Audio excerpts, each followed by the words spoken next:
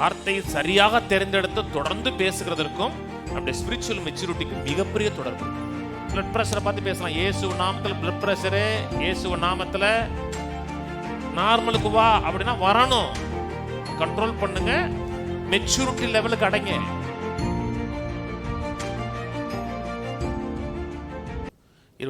அவன் தன்னைத்தானே பார்த்து அவிட விட்டு போன உடனே தன் சாயல் என்னதென்பதை மறந்து விடுவான். சுயாதீன பிரமாணமாகிய பூர்ண பிரமாணத்தை உற்று பார்த்து, வேறு விதமாக அந்த கண்ணாடியை உற்று பார்த்து அதில் நிலைத்திருக்கிறவனே கேட்கிறதை மறக்கிறவனாயிராமல், கண்ணாடியை பார்க்குறோம், அதை உற்று பார்க்கிறோம், அதே சிந்திக்கிறோம், அதே நிலைத்திருக்கிறவனே கேட்கிறதை மறக்கிறவனாயிராமல் அதற்கேற்ற கிரியை செய்கிறவனாக இருந்து தன் செய்களில் பாக்கியவனாயிருப்பான். உங்களில் ஒருவன் தன் நாவை அடக்காமல் தன் இருதயத்தை வஞ்சித்து தன்னை தேவ பக்தி உள்ளவன் என்று எண்ணினால் அவன் தேவ பக்தி நாக்க அடக்கலை. ஆனால் சோத்திரம் சோத்திரம் சோத்திரம் சோத்திரம் ஹல்லேலூயா ஹல்லேலூயா அபான்னா அது தேவ பக்தியே கிடையாது. நீங்கள் மக்கள் தேவ பக்தின்னு என்னன்னா பிரேஸ் தி லார்ட், அப்புறம் வீட்டில் எல்லாம் ஒரு அதுக்குன்னு ஒரு குரல் வச்சுருக்காங்க, நமக்கு தான் வரவே மாட்டுக்கு. ஒரு அப்படியே குரல் ஒரு நிமிஷத்தில் அப்படியே மாற்றிப்புறாங்களாங்க, நமக்கு வரவே மாட்டுக்கு. கீழே வர மாட்டுக்கு, மேலே வர மாட்டுக்கு. டக்குன்னு அப்படியே மிமிக்ரி ஆர்டிஸ்ட் தான் தோத்துருவாங்க. பட்டாருன்னு அப்படியே குரல் மாறிடும். அது இல்லை, அது தேவ பக்திக்கு அதுக்கு சம்மந்தமே கிடையாது. நாக்கு அடக்கலை கண்ட மாதிரி வருதுன்னா தேவ பக்தி வீணாக இருக்குங்கிறார். கீழே வாசிப்போம், திரும்பி வாசிக்கிறேன். உங்களை ஒருவன் தன் நாவை அடக்காமல்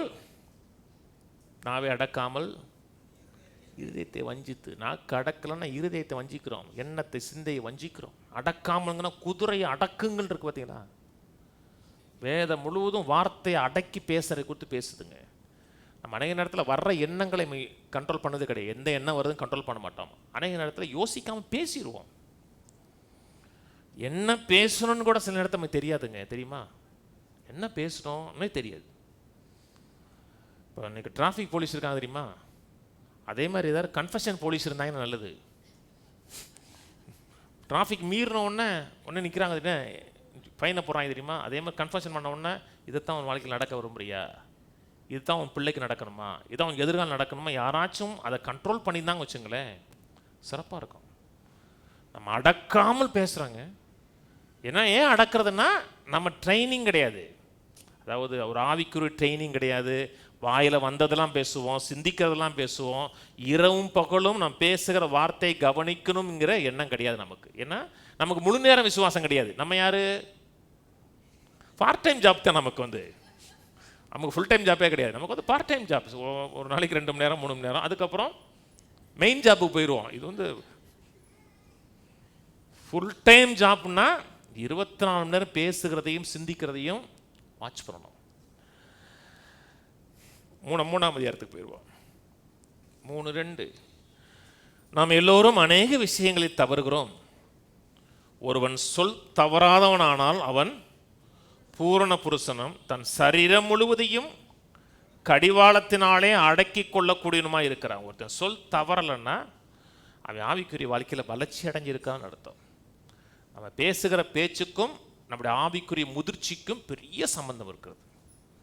கொஞ்ச நேரம் பேசுகிறத பற்றி பேசலை, எப்போ வார்த்தையை சரியாக தேர்ந்தெடுத்து தொடர்ந்து பேசுகிறதற்கும் நம்முடைய ஸ்பிரிச்சுவல் மெச்சூரிட்டிக்கும் மிகப்பெரிய தொடர்பு இருக்குது. நாக்கு அடக்கலை, வந்ததெல்லாம் பேசுகிறோம், உணர்ச்சிகள்லாம் பேசுகிறோம், யார்கிட்ட பேசுகிறேன்னு தெரியாமல் பேசுகிறோம் அப்படின்னா நம்ம ஸ்பிரிச்சுவல் மெச்சூரிட்டி அடையலைன்னு அர்த்தம். ஆவிக்குரிய முதிர்ச்சி இன்னும் அடையவில்லைன்னு அர்த்தம். நான் சொன்னது புரியுதுங்களா? அதெல்லாம் சொல்கிறார், அநேக விஷயங்களை தவறுகிறோம். ஒருத்தர் சொல் தவறலை அப்படின்னா மெச்சூர் ஆனால் அது மட்டும் சொல்கிறாரு. அப்புறம் சொல்கிறாரு, தன் சரீரம் முழுவதையும் கடிவாளத்தில் அடைக்கலாங்கிறாரு. இப்படி கரெக்டான வார்த்தைகளை பேசிகிட்டே வந்தீங்க வச்சுங்களேன், ஹார்ட்டை பார்த்து சொல்லலாம், ஹார்ட் சரியாகு அப்படின்னு சொன்னால் சரியாகிறது. இன்னும் இல்லை, நம்ப முடியலையே. அதனால தான் பிரச்சனை நமக்கு. ஏன்னா நமக்கு நிறைய தகவல்லாம் வந்திருக்குல்ல. எதை கேட்குறோமோ அதில் மட்டும் மனதை அப்படியே சரியாக நல்லா கவனிக்கிறேன். மனதத்துவத்தை பேசலை, நான் எப்படி உருவாக்கப்பட்டோமோ அதை பேசுகிறேன். நீங்கள் ஏதோ ஒன்று பேசக்கூடாது, கர்த்தருடைய வார்த்தையாக இருக்கணும். ஏன்னா கர்த்தருடைய வார்த்தையை சிருஷ்டிக்கிற வல்லம் இருக்கு.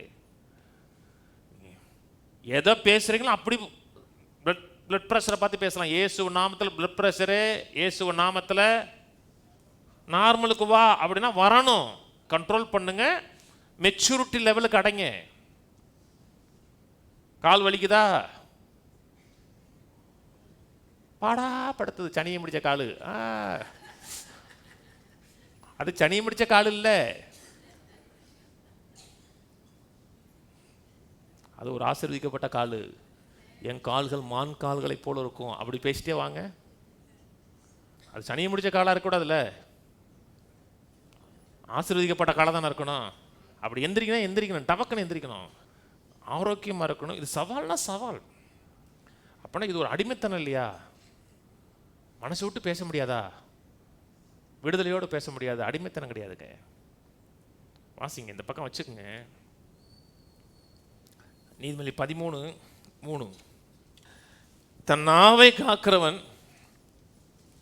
தன் பிராணனை காக்கிறான், தன் உதடுகளை விரிவாய் திறக்கிறவனோ கலக்கமடைவான். தன்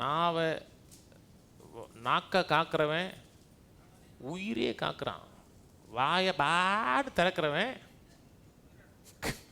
கலக்கம் அடைவான். ஏன்டா அப்படி பேசிட்டோமோ, தேவையெல்லாம் பேசிட்டோமோ, பேசிடக்கூடாதோ, லூஸ் ஸ்டாக் விட்டோமோ அப்படின்னு அப்புறம் யோசிப்பாங்க.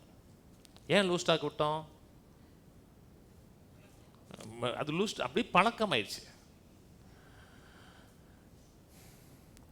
உணர்ச்சிகளை பேசக்கூடாது, கவலைகளை பேசக்கூடாது, பயத்தை பேசக்கூடாது.